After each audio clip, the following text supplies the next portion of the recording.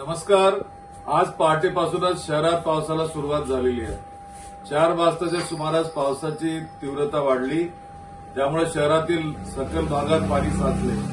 भाजपाने गेली 17 वर्ष नागपूर महानगरपालिकेवर आपली सत्ता गाजवली, पण नागपूरचा विकास करण्याऐवजी शहराला उद्ध्वस्त केल्याचे काम भाजपाने केले आहे।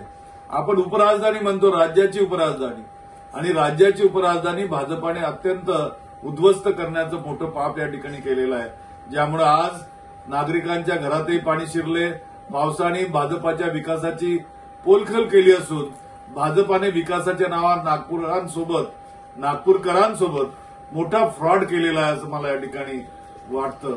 मुसळधार पावसामुळे नागपूर शहरासह उत्तर नागपूर हा माझा विधानसभा मतदारसंघ, याही क्षेत्रामध्ये सगळे नाले तुडुंब भरलेले आहेत। नाल्यांची साफसफाई झाली नाही आणि मोठ्या प्रमाणात या ठिकाणी लोकांच्या घरात त्या ठिकाणी पाणी शिरल्याने, पाणी तुंबल्याने नागरिकांना त्रास सहन करावा लागतो। आणि या पावसामुळे अत्यंत थैमान आमच्या येथील नागरिकांवर झालं। त्यांच्या घरातलं साहित्य फार बर्बाद झालेलं आहे, अन्नधान्याची नासाडी झालेली आहे।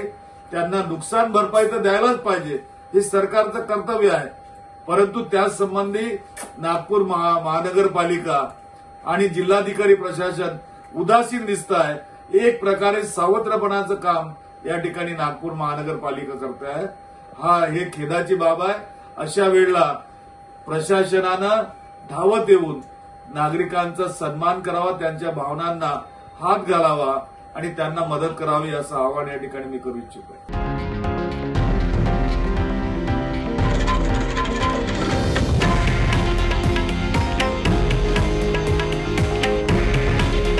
हे आहे देशातील नंबर 1 न्यूज नेटवर्क आणि आपण पाहत आहात TV9 मराठी।